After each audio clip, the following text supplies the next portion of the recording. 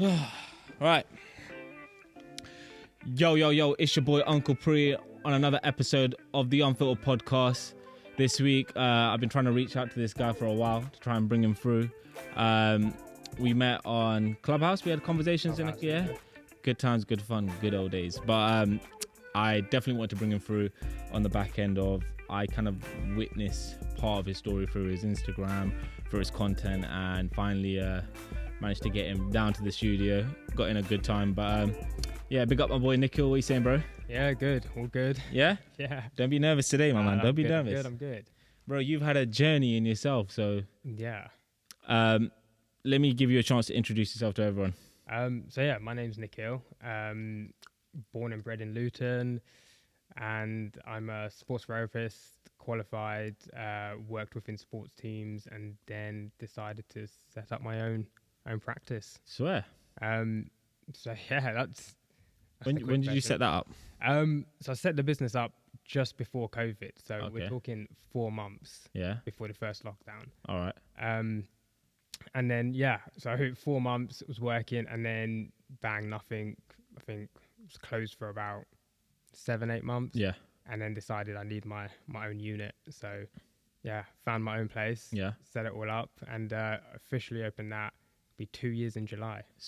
Mate. 2 years in July. How's it all going for you? It's going well. Yeah. I can remember when I started, and I was seeing a few clients a week. It was hard work. It was COVID, middle of the pandemic. Yeah. And now, it's picked up really well. Like yesterday, 9 till 8. Yeah, I've saw this. 9 till 8.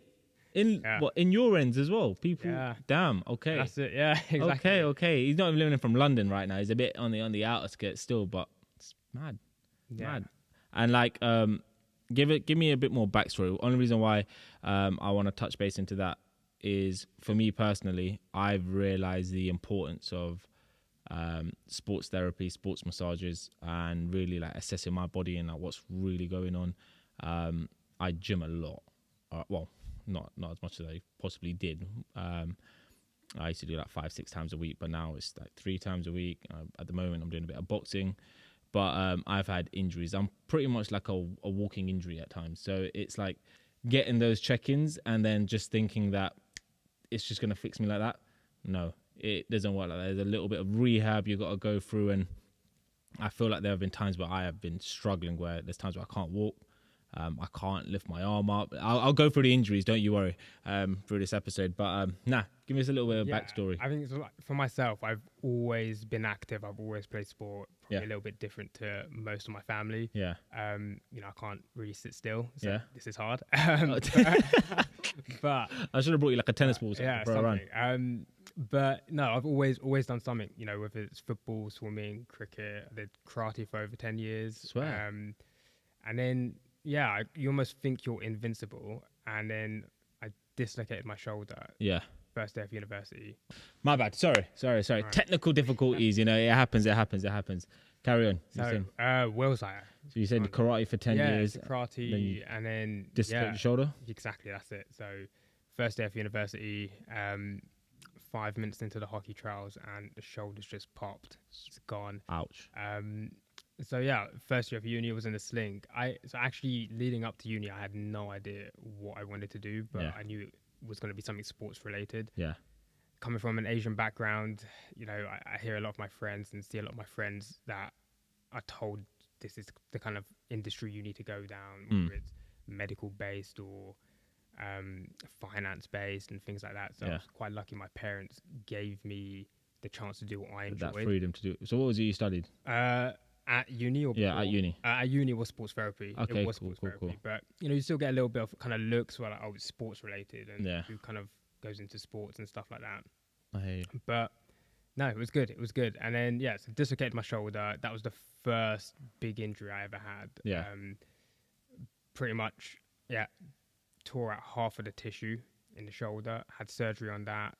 And then never really felt the same. But I think it gave me an idea of what it was like, not just to be a therapist, but what it's like to be a patient. Yeah.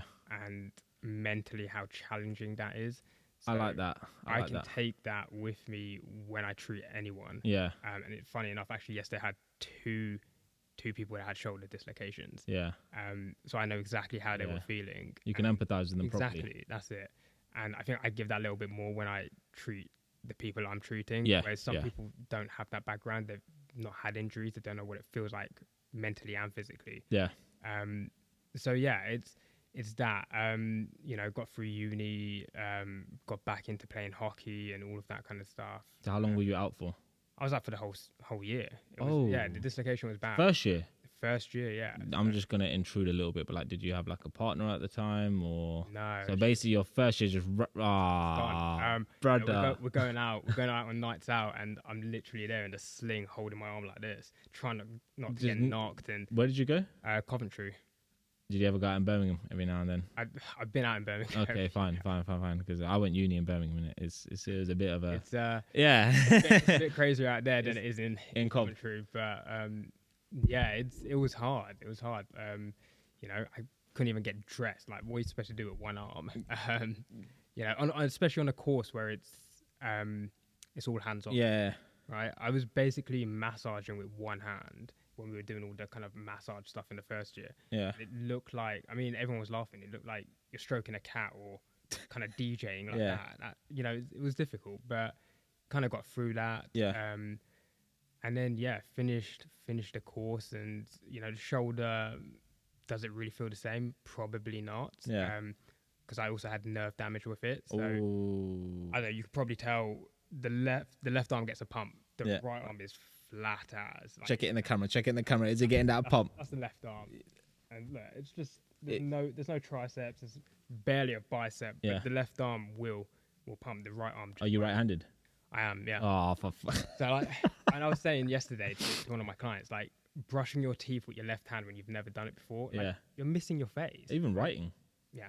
Fucking hell. You missed your face. If you try and brush your teeth. I've had to try and do it, And it's hard. It's the coordination. Yeah. Because we're not trained to do it. Yeah. So yeah, it was all of that, but kind of got through all of that, helping my parents and people on my course.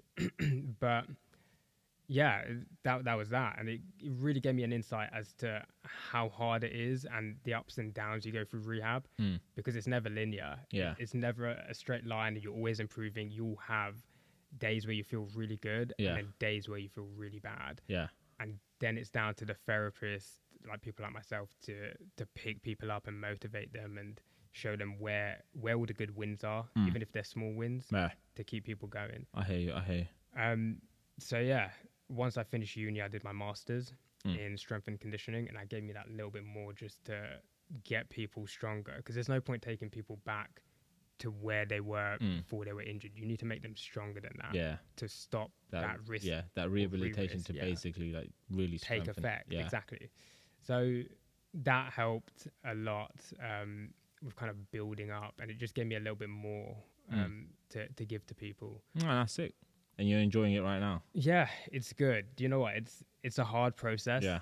Trying to set up your own business, and especially like the way the world is right now, and it's good. Like the feedback I've had from people and seeing people improve, and I think it's the type of people I see. Yeah. It ranges from one side of the spectrum right to the other Yeah. side. They're young, they're old, they play sport, they don't play sport. Yeah. Their day jobs are either desk based and they're sat down all day, or they're physical. Yeah. So the variety is so much different compared to working within the sports team. Yeah. Because I've done that. And what sports teams like? So when I was at uni, I did wheelchair basketball for a year. Ooh, nice. I was on placement there, and that was interesting because you see people that are able-bodied and people that are disabled, and those that have had severe spinal injuries or amputations and things like that. So the rehab's very different. Yeah. But I don't know if you've seen wheelchair basketball, but it is brutal. Oh, they will crash their chairs into each other. They'll go flying onto the floor. Yeah. And they'll just throw themselves back up. Yeah. And you're sitting there going, am I supposed to run on? Yeah. And help them? Yeah. But nah, they're probably some of the strongest people I've seen. Yeah. So I did that. Is that because they don't have any feelings in their legs or anything like that? Or there's some So it depends what the injury is. So, for example, that scared the shit out of me. If my legs were fine, but obviously, like, someone just come crashing into me, like, bro, what you doing? Exactly. Is it a non-contact sport as well? I was non-contact. but I mean, if you've seen wheelchair rugby, that's brutal. It's probably more brutal than normal rugby. Yeah.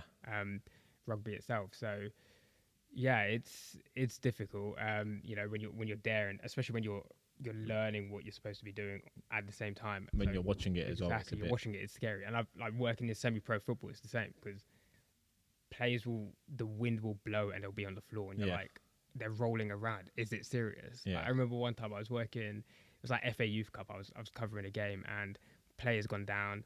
And the scores, I was pretty level. Yeah. It was quite tight. And players gone down. And I'm running on. He's like screaming, he's shouting. And then he looks up at me, smiles and winks. And I'm like, you're not even injured. So like you're running on. So they do that, yeah? Cheeky little shits. Oi. But you know what? It's all fun. It's all fun and games. He winks at you. Yeah. Literally, like just lying down. Yeah. Give me a couple of minutes here. I'm just trying to waste some time. Trying to waste some time. I was like, okay, but I'm going on thinking it's something serious. Yeah. So you got all these things running in your head, like, how did he go over? You have to play act as well. When I'm there, I'm just like, get the magic spray out. Yeah, there we go. Yeah, the magic sponge and all that. Come on. So yeah, it's it's all fun and games. Yeah. Until something serious happens.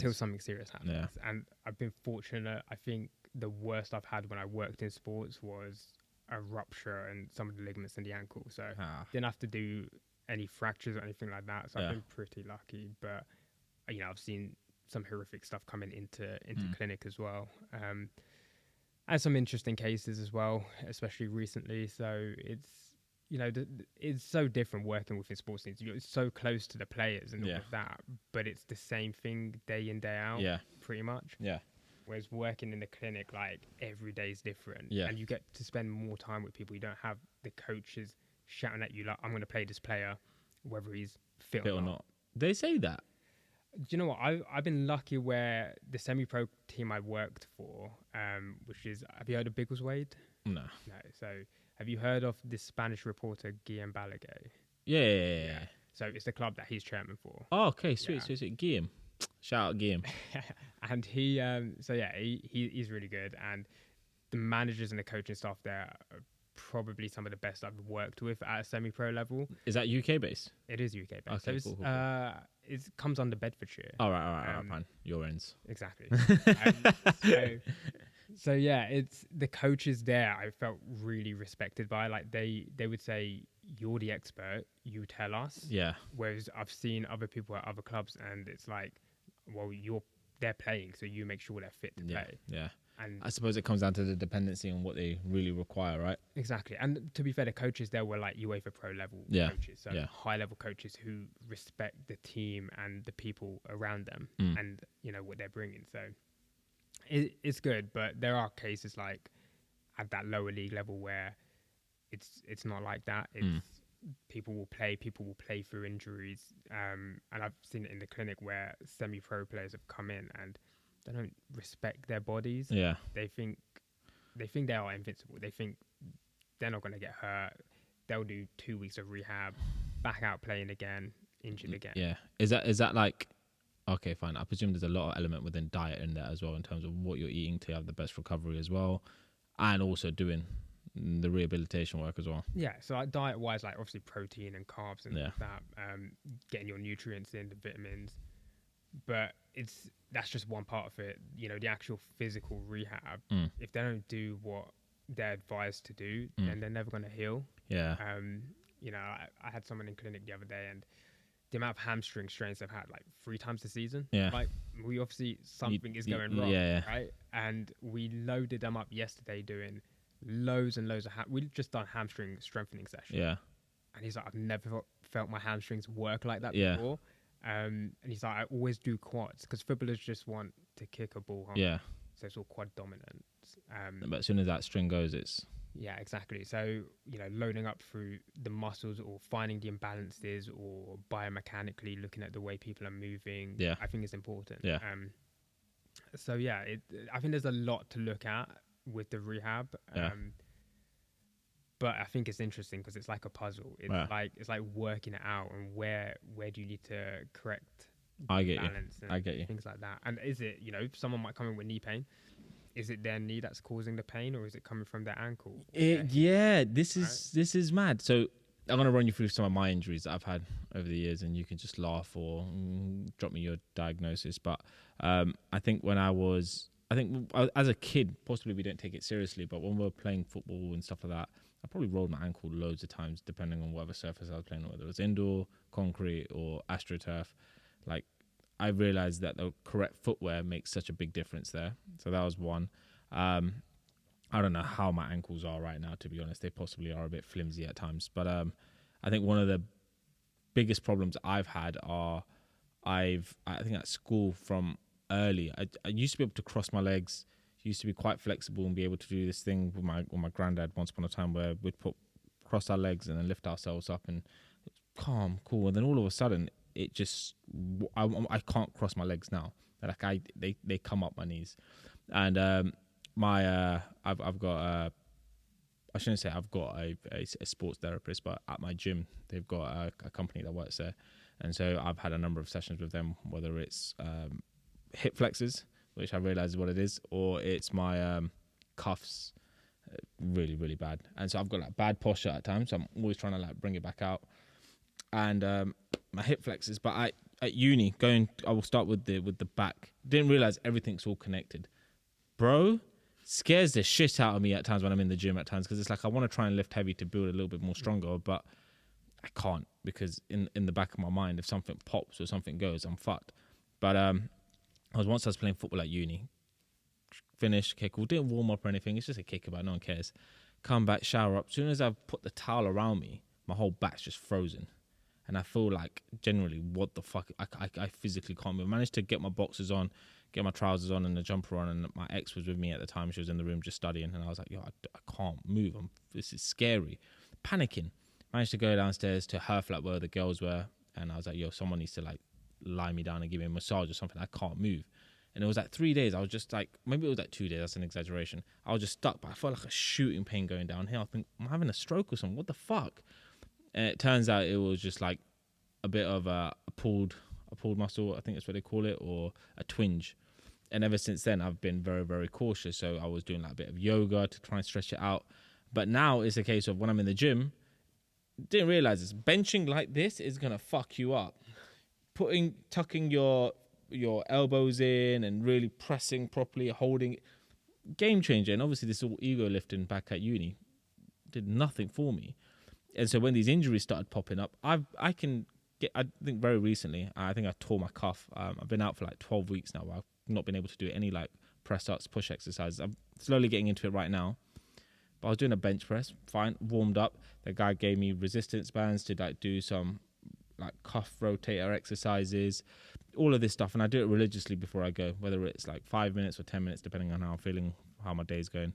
Maybe I should put some more emphasis into it. But something popped, continued my exercises, couldn't lift my arm up the next day, struggling, thinking, fuck, got golf coming up soon as well, like I need to be able to play some golf. And then like it managed to get a bit better, but I come the next week, went in for physio, and he was like, yo, you've pulled it here, it's bad, and like you've got to do some more work on it. You're not going to be able to push as much as you like to. And it's realizing that right now, that your body is a temple. You can't just like fuck it about and just think you're the dog's bollocks at times. You've really got to do the stretches beforehand. And I realize I probably feel more of a burn right now than I did when I was at uni, because I'm taking a bit more time and attention in regards to the exercise than me just trying to just knock out the reps or put on an extra plate, trying to be a hero. That doesn't work. And my hip flexors are the worst, because I don't know if it explains it well.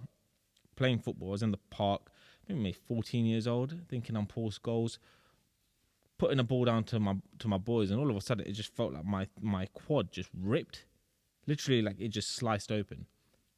I thought, whoa, this is a bit odd, a bit weird.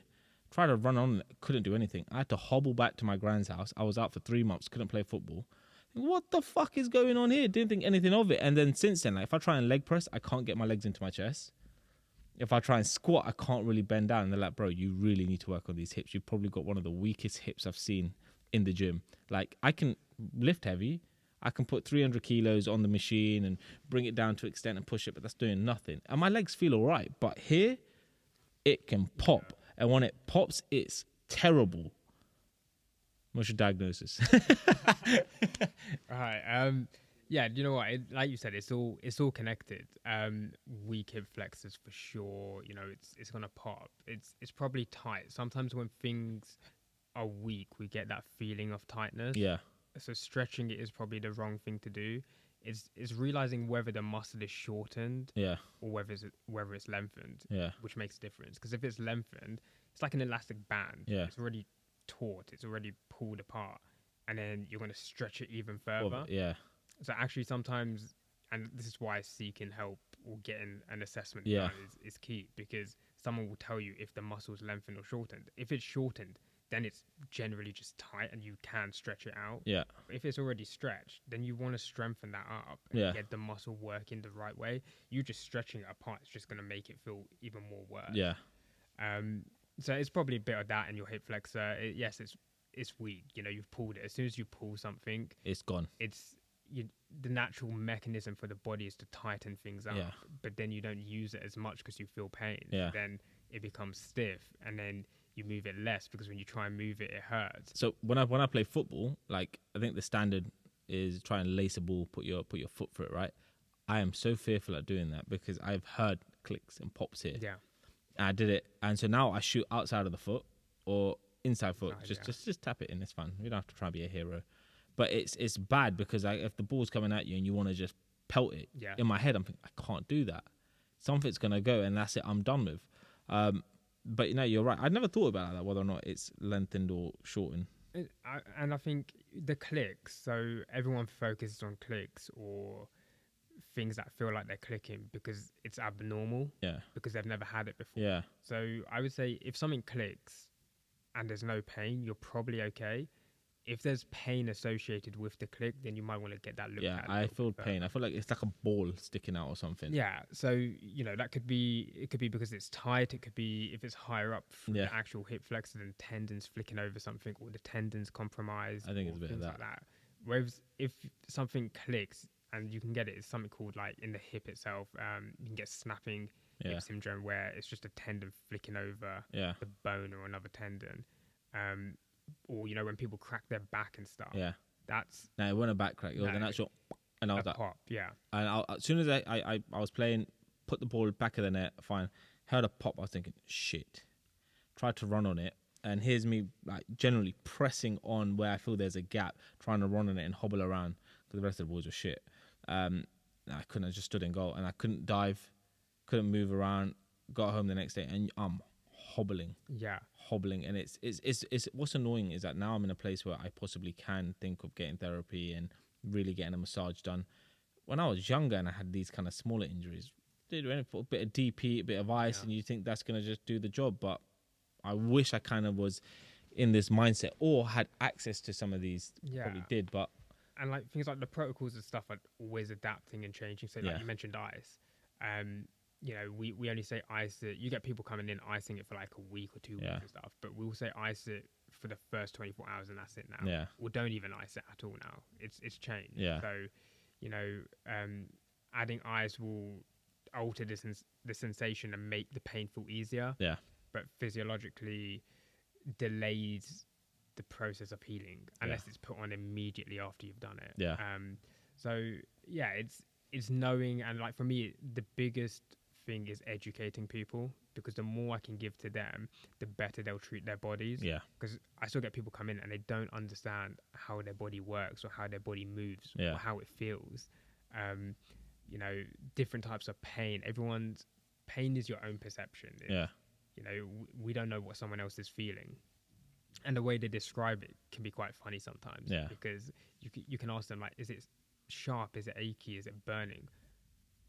It's just pain. Yeah. Like, what does that mean? I know it's mad because my therapist asked me that, and I'm like, bro, like I just feel like it's like a numbing kind of throbbing kind of weird. It's not sharp, but then it can be, and I can't explain it, but it's sometimes excruciating. Exactly. And you know, sometimes they give us like hints as to when they describe it, and we're like, okay, it could be this, but so many people struggle to describe what they're feeling. Yeah. And I'm just like, just describe it however you want to describe it, whatever comes into your head. But people are only going to go off their own personal experiences of pain. Yeah.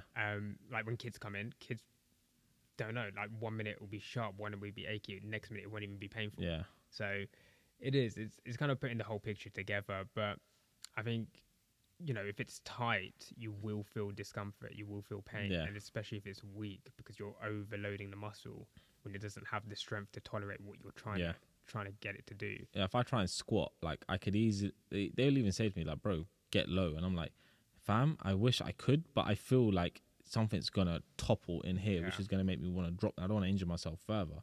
But it's like you're not strengthening what possibly needs to be strengthened right now.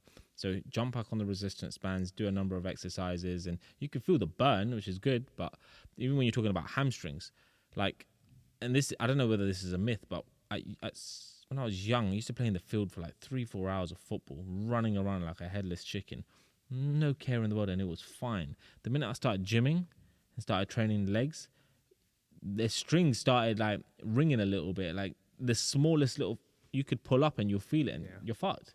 Is that a case where, like, as soon as you start training, I'm presuming then, because you see all these athletes who do like marathons and stuff and that, like, how are they? I'm assuming they're doing some sort of training, yet their strings don't go. No, so they're strengthening everything up, right? The thing is, like, if you look at the hamstring itself, what it does. So, you know, most hamstring tears happen when people are either accelerating or decelerating. It's either the start of a sprint or the end of a sprint when they're stopping, and that's because as you accelerate, your hamstrings lengthen. Yeah. So the weakest point of a muscle is when it's lengthened. Yeah. Right. So as they're accelerating, the amount of force going through that hamstring at its weakest point is so high, if it can't tolerate that, snap. The same as when you're stopping, right? If you're sprinting and you suddenly have to stop, or you want to change direction because the ball's gone that way now, your hamstrings act as a brake. So that, again, the hamstrings lengthen and you're then putting force into it to stop you. I feel you. And that's where it snaps. I feel you. People don't train. Everything's done. I don't know if you know, like, different contractions. So you've got concentric, eccentric. You're saying stuff that might ring a bell somewhere. Okay, so concentric is where the muscle shortens. Like, for example, the bicep there. Yeah. If I do the curl, it will shorten. Yeah. And you can see it shortening there. Oh, concentration curls. Concentric. Is that okay? Fine. I'm talking shit. Fine. And eccentric is where it gets longer. Yeah. There, right? So everyone does a curl. They just want a curl. They just want the bicep to get bigger, but not necessarily stronger. Yeah.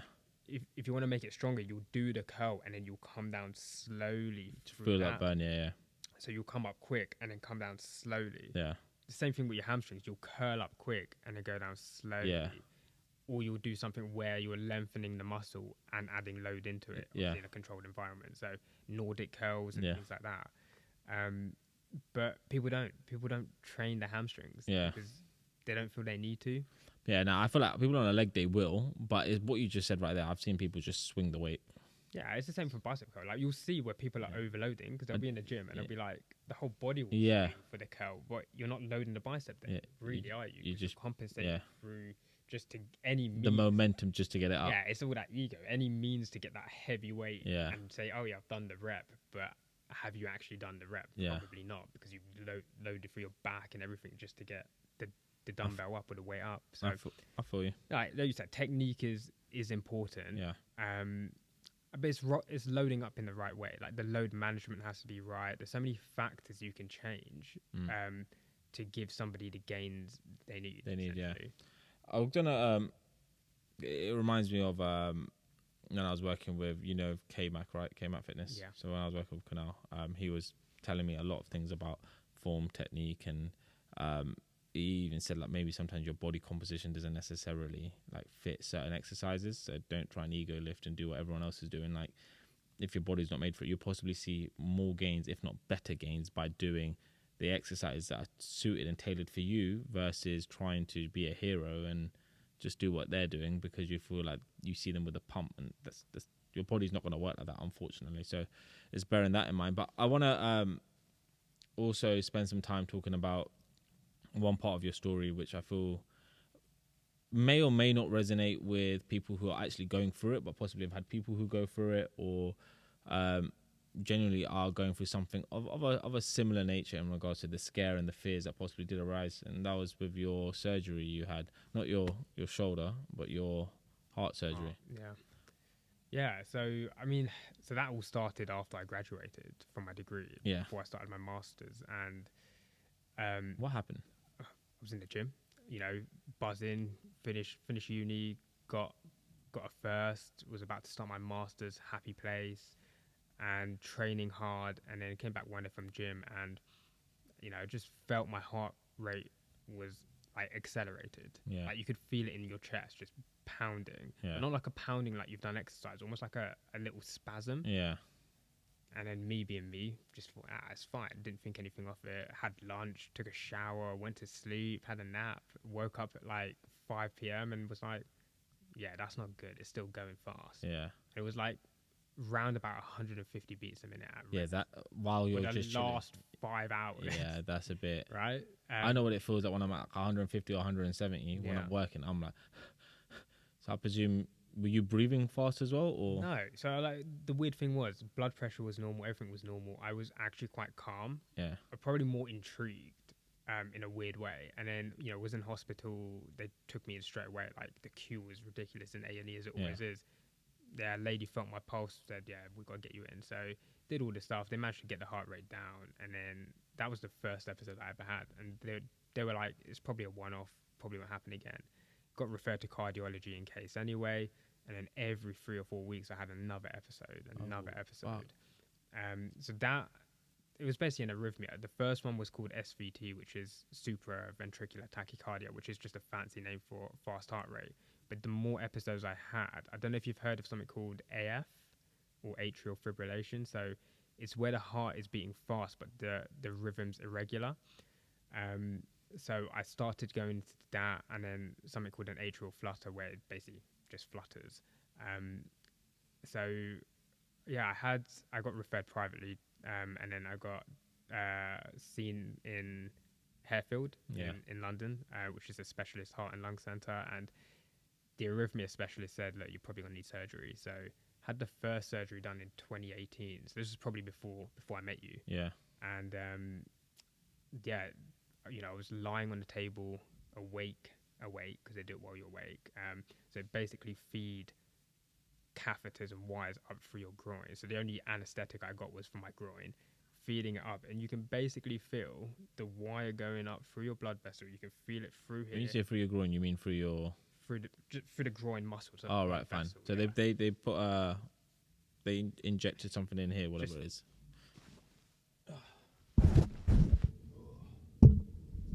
Sorry, fella. That wasn't ideal whatsoever. There's technical difficulties in the studio today, but we're recording, so you can see the cuts and the edits if necessary. Sorry, pal. Carry on.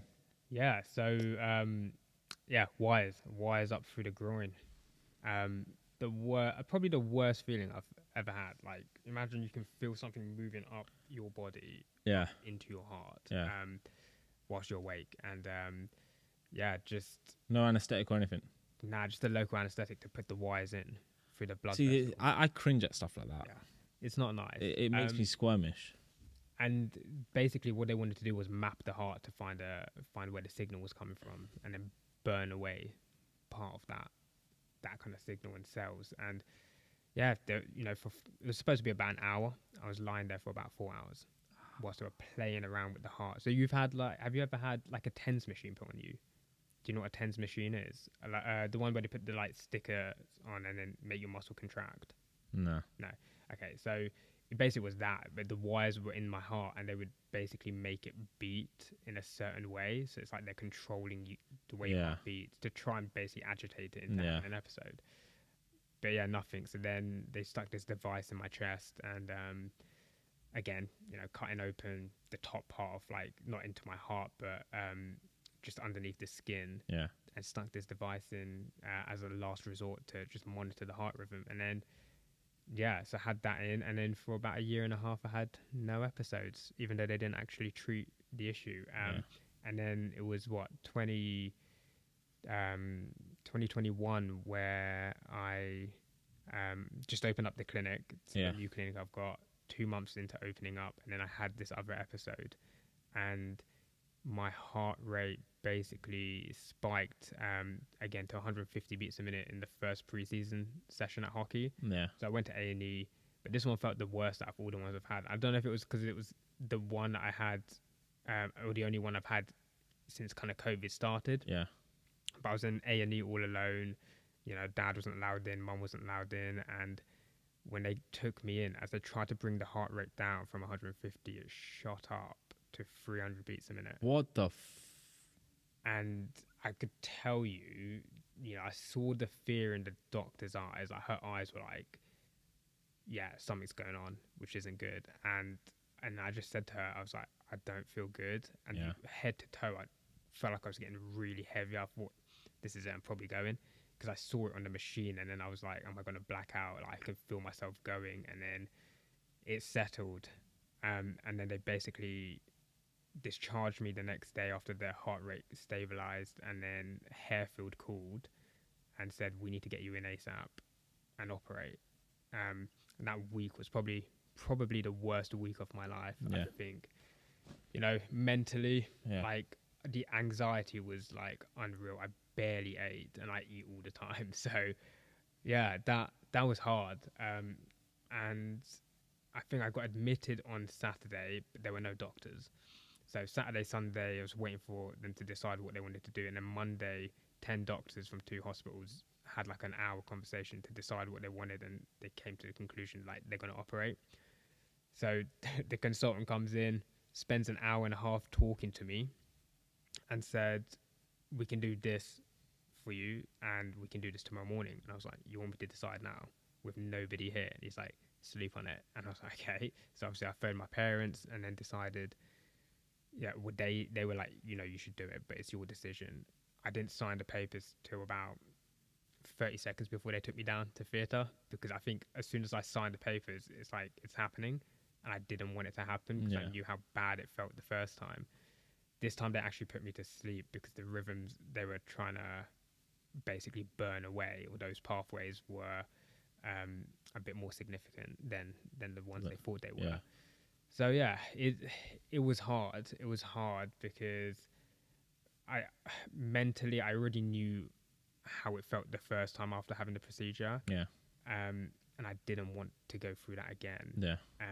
But afterwards, I didn't realize how hard it was going to be. You know, it's you know, it's shit. It's basically shit. And you know, your friends and family are there, but they don't know how it feels. I was triggered. Like, I would say basically it was PTSD. I was triggered by every sound that went off, whether an ambulance drove past, or I know someone burnt some food in the house and the fire alarms got off. And yeah, any alarm sound would basically increase my heart rate post-op. Yeah. Not massively, but it gave me that anxiety. And the one thing I was scared to do again was run. Yeah. And for someone who's always done some form of physical activity. Understandably, yeah. It was hard because, like, being physically active is my kind of stress relief. It's the thing that I do when, you know, it kind of keeps you sane. But you're scared to do it. Yeah. And that's a weird thing to say. Like, how could you be scared of something you enjoy doing? So yeah, it took me a good probably year to get over that. And I would say even now, like, you know, I play hockey and I've still been playing weekly. Every now and then I'll get on the pitch and I'm like, am I okay? Like, I'm running around. Is my heart rate too high? I actually don't wear the Apple Watch anymore because I kept checking the heart rate. Fair. Fuck, man. I kept checking. So yeah, I don't wear it anymore. I wear this one, and you know, there's a couple of times I put it on, but I keep getting into this mindset of checking the watch, over checking the heart rate. And that then just brings you back down to, like, being scared. Yeah. So, yeah, it's hard. It's challenging. You know, and this whole thing where people are like, oh, you know, when you go through things that are like this, it makes you stronger, which is true to an extent. But the real truth is, you know, the anxiety comes with it and all of this bad other stuff. Like, I'm going to say I was depressed, but it was more just being so anxious and scared. Understandably. I think what's possibly, like, freaked me out and all of what you're saying is like you went through it once, fine, out of nowhere it turned up again, and you've got all of these doctors consulting, trying to figure out what's the best point of contact, and you don't have a fucking clue. And even like you said, I can only imagine the fear and the anxiety to an extent of what you possibly have gone through, possibly still go through on a daily basis. Like, to say you don't wear an Apple Watch because of the fear of just checking it, like that, it's not even like a laughing matter. It's more of like, yeah, that's some scary shit. What have you had in your own like mental therapy or assistance to be able to talk through that shit? Because I presume it possibly creeps up at night. Do you ever go out with your friends or? Yeah, so I basically don't drink alcohol anymore. Stopped completely. Because the fear of one, drinking it and stimulating the heart rate already. Yeah. Like before I had this really bad episode, I'd be out with some mates in London or wherever, and I'd have a bottle or whatever I'll have, and I'd go to sleep and I could feel it accelerating, but I've only had one or two. Yeah. Not even a lot. I think. Do you think that's your mind playing tricks, or do you generally feel it's? No, I can feel it. Like I can feel it going, and then then you're over checking your wrist. You're feeling it. Like, is it beating fast and all of this? And I said, you know what? Best thing to do is just don't take it, because I knew every time I had an episode, it was when my heart rate was already elevated. Yeah. What about like caffeine? Yeah, I don't. Well, I don't drink coffee anyway. Yeah. And the only caffeine I drink is tea. I don't drink any. I rarely drink fizzy drinks and stuff like that. So pre-workout? No, nothing. That's mad. Because I know a lot of pre-workout stimulates your heart rate anyway. So I don't touch it at all. Part of it might be fear, but also I've done a lot of reading up anyway. And like for me personally, the best thing is not to take it. Yeah. I don't want to put myself or give myself a chance to have any risk. Of course. Understandable. But, I think whatever you do, the fear's always there. My parents always tell me, like, they're like, what are you scared of? Especially when I was going through all of that. They're like, what are you scared of? And I said, dying. Yeah. And they're like, but we all come and we all go. And you can't live your life in fear. And what they're saying is right. And sometimes it sounds a bit brutal, but it's not, because you can't keep looking back and, behind your shoulder if something's going to come after you or things like that. You just got to keep going forward, because the world doesn't stop for you. You can't put anything on pause just to get over something. So they're like, just do what you got to do and enjoy it. They said, if you go, you're gone. Yeah, you're not going to know, right? It's going to affect everyone else. So the best you can do is be happy and enjoy your life. And I've slowly weaned myself to get back onto like playing sports and getting back in the gym, which 2 weeks ago was the first time I got back in the gym in about a year. So it's trying not to overload myself, but also knowing my limits. And I always like to push myself physically, and maybe I'm not doing that as much as I used to, but slowly by slowly I kind of am getting back to doing that. Yeah. But yeah, Apple Watch and stuff like that, anything that I feel like triggers my anxiety, I just avoid doing it. No, mate, that's a powerful thing. It's something I tell like my clients as well. Like, if something's not working for you, you've got to like try and change that. Like, if it's like if you're a smoker, if you're a drinker, like if sending that text message or going to the pub or wherever it is that you feel like you're going to be vulnerable to these activities, and you want to stop that, well, change that up. Go to the gym instead, or go for a walk, or play some music, or read a book, or have a sign available that reminds you, no, you're not doing that kind of thing. So I hear you in terms of putting yourself in a position where you're not just going to look at your watch and get freaked out about it. Mate, that's I'm not gonna lie, man, I'm taken back by your story, just because it's, even what your parents are saying, I feel like it's advice we tell everyone: live in the moment, be present, you only live once, and all of that. But I feel like until you go through a chapter like that in your life, can you really truly take it for what it is. Like I've dealt with family members who have had like at old age go through certain things. I've gone through grief and stuff like that. But I feel like until you're fully in it, it's you can't really explain it. what's really going on behind the scenes. And like, mate, like, credit to you for still like powering through. Now, as in, honestly, like, to still get yourself back up, to go to gym, to still play sports. From the sounds of it, it seems like it felt like someone was trying to take that away from you. Yeah, it's difficult. Like, I would say it's, other than the shoulder, it's the only other time I've had to stop playing sports. Yeah. And that's hard because, and you know, if I look at it from like kind of what I've learned on my course and uni and stuff, like the detraining effect from someone who's active all the time, you will feel the negative and the mental kind of deficits within 2 days. Like, your mood will change and all of this will change, and physically your body's going to change, and it's just a big detraining effect. So you will feel more anxious and depressed and things like that, but then you've then got to deal with that on top of everything you're dealing with at the same time, which is hard. You know, and I think the hardest part was like when you weren't sleeping well. I wasn't sleeping well, and I was scared. I basically slept with the door open. It sounds silly, but I slept with the door open because it kind of gave me some comfort. Like, my parents were only down the corridor, kind of thing. You know, if something happened, but I wouldn't sleep. It would take me ages to fall asleep because I thought, if I close my eyes, what if I don't wake back up again, right? I know. And I think, like you said, you don't truly appreciate life sometimes until you go through that. Yeah. So for a good while, I would say 6 months, maybe more, every time I stepped out the door, the first thing I did was take a deep breath in. Yeah. Breathe out and then walk. Yeah. And yeah, it's hard. It's hard.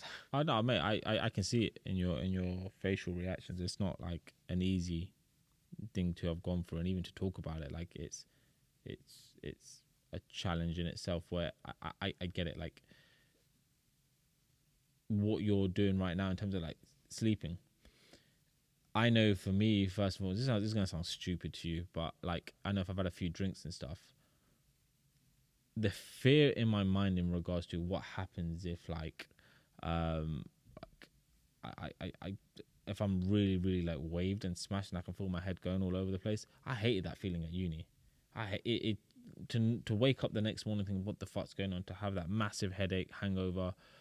Even sometimes when I've been bad, where I've had to like throw up and get it all out of my system, it's terrible, and it's like you don't know what's going on.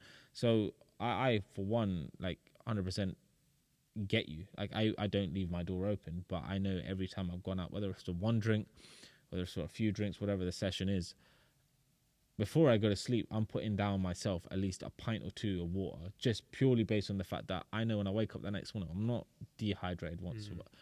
And if in the event where I feel like my mouth's dry or something during the night, I've got something there to still reach out on. So it's having those mechanisms in place that are best going to serve you. No, I get it. It's very different to what you're saying, but I understand the fear element in regards to what could possibly go through your mind when you go through stuff. Like, I used to have, I think it was earlier this year or last year, and I felt like weird chest pains. I didn't understand it. I was thinking, shit, it started on my left, now it's a bit on my right and down the middle, and I think, what the fuck's going on, kind of thing. And I asked a few people, I asked physio, and I even asked my GP, and he says, like, show me did some breathing exercises, and I said, okay, cool. I think it's related to your injuries. And what's possibly happening is that you're overstretching your chest muscles or your back muscles, because it seems like you're telling me you're doing a lot of back now, and you're possibly pulling on your ribs a bit more, or something across those lines. And then, like, naturally over time, you feel yourself, like, those pains disappears, so calm and cool. But in my head, I'm still thinking to myself, like, that they were weird, kind of like. And I used to tell my mum, she was like, go get it checked up. And I was like, but mum, it's not on my left, it's down the middle, or it's on my right, or it's under here. And I feel like it must be something to do with all this muscle training that I'm doing. But in my head, going to sleep, it's like sometimes I slept on one side and I felt the discomfort getting up, and I'm thinking, what the fuck's going on? And like, you panic, and you're a bit worried, and it's I hear you. You're a soldier, mate, for powering through. Like, give yourself, you probably, I hope you give yourself credit where it's due, but like, to not only still follow the passion and what you studied at uni, to still run the sports that you do, you help people who are possibly going through that. Like, mate, you're a legend out here. So big props to that. Honestly, like I admire that. I didn't expect this conversation to go this way today. In my head when we first started speaking, I was like, going to chat to him about my injuries and stuff like that, hear a bit more about his story, and definitely go into like the concept of running your own business. But this is just taking me away big time. Like, you just sat there, just calm, relaxed, and it's inspirational in itself. So no, kudos to you, bro. Keep running what you're doing. I appreciate that. I think that's one thing I've learned is to be calm, and especially when I was going through that, like that 1 week when it happened, I can probably tell you everything that happened in that week, from the Tuesday to the Tuesday when I had the episode and the op. And after that, you appreciate the like very small things you appreciate, and you realize there's so many other big things to stress about. And when prior to that, there were so many small things I was stressing about that I go, I don't need to stress about that. Yeah. Like, is that going to affect me in 2 months or 2 years? Probably not. So why am I stressing about it now? Yeah. And I think, I've tried to be as calm as I can be, because you just got to enjoy life. Yeah. I see people, I've seen people that are paralyzed in the clinic, that we're getting back walking again. Or there's one that I just saw the other day who's had a stroke and her left arm's completely paralyzed, and they're crying in front of you. And you got the empathy there, and you understand to an extent what they're going through, but you truly don't know, because I've never had that. But you understand that mentally it's hard, it's challenging, and there's always probably someone who's going through something worse than what you are, and people don't always show it. Like, when I had found out they were going to operate, mum and dad took me out to go shopping. They're like, you need to get out of the house, and I had my hoodie up, walking around in the shop, and you're looking at people smiling, picking up their food and their groceries and stuff, and you're there going, this is the worst day of my life. And you truly never know what someone's going through, because they can just put up a front. Oh, of course. And I think that's the biggest thing I've learned is, to always ask people if they are okay, because people will come into the clinic and be like, yeah, they're fine, but then once they open up, and you can see once they've opened up, everything relaxes. And people need that space. So yes, I do all the therapy stuff, but the amount of times people have come in and just vented, you hold that space, and it helps. So what about for yourself though? Good question. I've got good friends around me that I can speak to, and like really good friends. But like you got a good support network with your family as well. I've been very lucky. But have you got a Nikhil? Have you got someone who you can open up to, a bit like your patients do for you? No, I've actually had this conversation before, but probably the answer is no. Why is that? I don't know. I think it's finding someone you trust and you're comfortable opening up to. Sometimes with those closer to you, it's a little bit harder. Like I said, I've got friends that I can speak to for sure, and one or two that I will go a little bit more deeper into conversations with. But there's no one externally that I look at and go, this is the person I would go to if I'm really, really. And surely people feel the same way about you when it comes to come through their challenges or their injuries and stuff. Right? If you've got like a private client that comes in, they don't know anything about you, but they'll step through that door and they'll see what presence you offer, and you're able to just change the game for them. Why is it that you're not possibly putting a bit of emphasis and changing the game for you mentally? I think for me mentally, like I've always had this thing where I like to do things myself. Of course. Right? So I always like to find ways that I can help myself before I need to reach out. But you're not doing what a customer or a client or a patient does for you. No, not really. I used to YouTube videos. I used to YouTube yoga videos, resistant bands exercises, etc. The minute I hired a PT, the minute I went to therapy was the moment where I realized everything I thought I was doing was fine, but until someone guides me or possibly hears out exactly what I'm going through and re-diagnoses me and what I should be doing more, mate, you're fine. Like all you've got to just do is just do a little bit of these before you start, or literally cut out bench completely. You don't need to bench press anymore. Dumbbell press. keep the weights really low, literally feel it, go back up, hold it, and you'll honestly feel a better chest pump than what you're ever trying to do. And it'll be safer for you. Stuff like that goes a lot further than a YouTube video, right? And so that's why I try to emphasize when I have a client reach out to me. I have coaches that I work with for different areas, but like even I'm even considering getting therapy in regards to personal challenges that you may not want to speak to with a coach, but you want to just vent. And that person possibly is going to hold space. So I'm doing a little bit of investigating and research into that. But for yourself, like, who's your Nikhil? Yeah, it's a good question because there probably isn't one there. And, you know, I spoke to my GP, so it was funny because, say it was funny, it was actually pretty crap. But when a year coming up to the surgery I had, because I knew it happened on the first day of pre-season, a year on from that day, the first day of pre-season, I was in clinic all fine, looking forward to getting back into it again.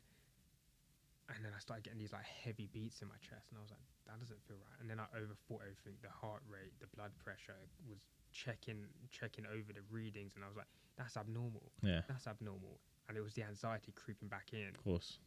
Because of like the 1 year anniversary of having the episode and the ARP. And it was just trauma. And my GP said to me, do you want me to refer you?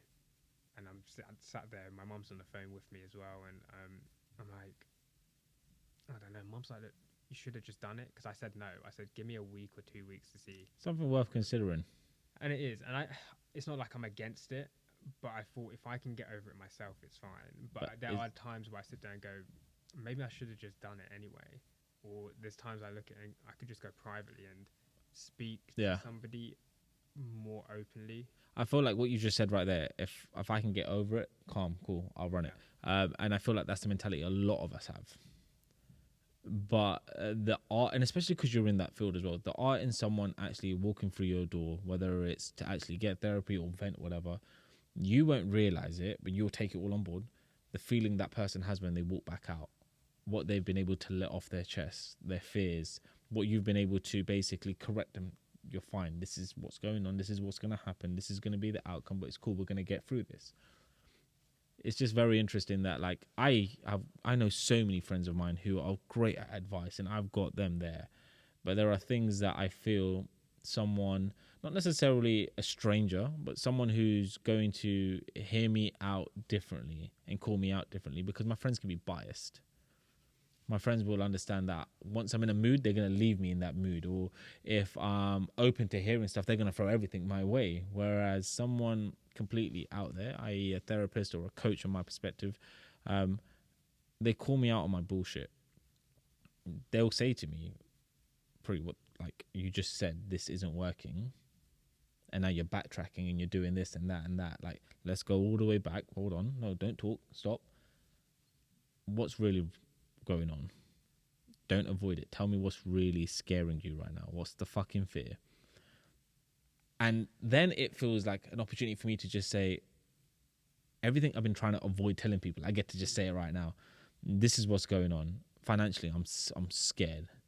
Emotionally, I feel like I'm not. And it just comes up. And in that moment, it's a case of, good. Deep it a little bit more. How do you change that? Rather than trying to avoid it and thinking that I can work on it myself, because everyone knows what they can do.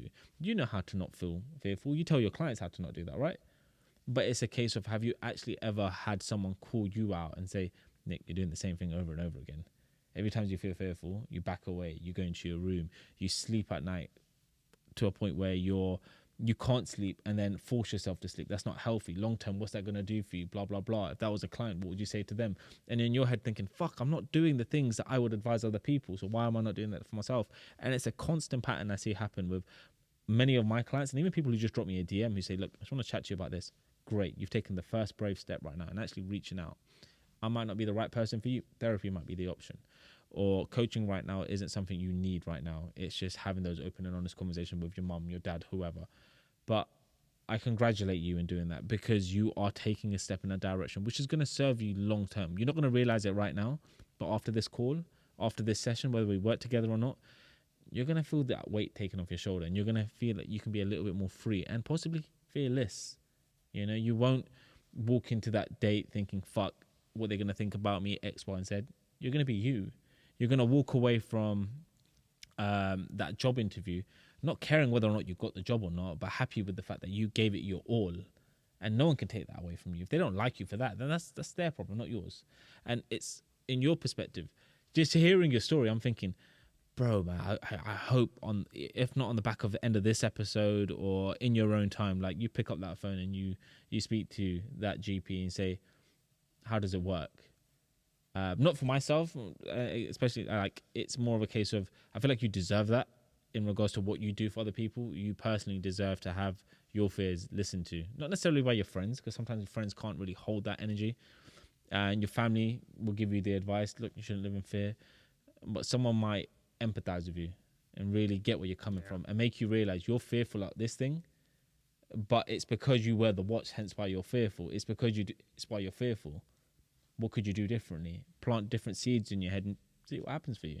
No, definitely. I think sometimes you need that external influence or ear or some that can just tell you something slightly differently to what you've not already heard.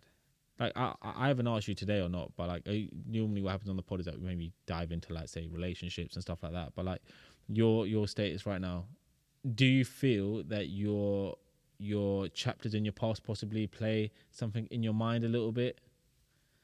Yeah, probably. See, now if that's holding you back to an extent of you being the Nick that was the kid before we went to uni. Do you see what I'm trying to say? Yeah. Like there's an element of bringing that person still back up, because that kid was great. He just had dealt with a bad hand with his shoulder going, and then everything else that happened after has molded you into this great person you're right now, but possibly lacking that 1 or 2% that's going to bring the real you out of you. Yeah, I think, and you know what, I've thought about this before. It's almost like having two Nicks. Yeah. One before all of that and one after all of that. Because I feel like it's more emotional after all of that than it was before. Yeah. Because before it was easy, cruising through life. The stresses were minimal. Yeah. You know, you're dealing with it. Like I said, you feel invincible. Yeah. But then these things start happening, and it's like, actually, you're not. Like you can be broken down. Yeah. So yeah, I think, you know, people have said, but I probably speaking to somebody is definitely there. It's, you know, it's. Mate, I hope that GP gets that phone call. That's all I'm saying. But bro, it's been a pleasure bringing you on today. I know you've travelled far, like I said at the beginning of the episode, and I apologise for all the technical stuff. Luckily, we've always got a saviour down here who catches us in the moment, so we're all good. But if people are moved by your story, if people want to reach out to you or they're in the area and definitely want to get in touch, what's your best point of contact? Do you know what? Probably my Instagram, because I'm trying to be a bit more active on it. Yeah. But yeah, ND Sports Therapy is probably the best place to contact me. That's going to pop up with a little bit of a little flair. The words are going to come up on the screen on the YouTube channel, so everyone will see that. But bro, honestly, big pleasure. You are an inspiration, and not saying that you need it, but I do hope that you're able to be the best Nick you can be moving forward at the back end of this. So love, bro. Honestly, you've moved me today, bro. So much appreciated. Thank you. No, thank you. Thanks again for listening. It's been your boy Uncle Pre. It's always a pleasure to be in the studio and record with my guests. I hope you have enjoyed this episode, and if you like stuff like this, please do like, comment and subscribe. It helps me take the podcast to a place where I could definitely bring in more people that are going to resonate with you, whether it's their stories, whether it's their journey, whether it's just something that they're going through right now. So definitely like, comment and subscribe if you haven't already. And yeah, much appreciated you staying in here. I love everyone that comes through, and I love all the comments and feedback that I get, so keep that coming through. And yeah, it's been your boy Uncle Pre, and I'm signing out. Peace.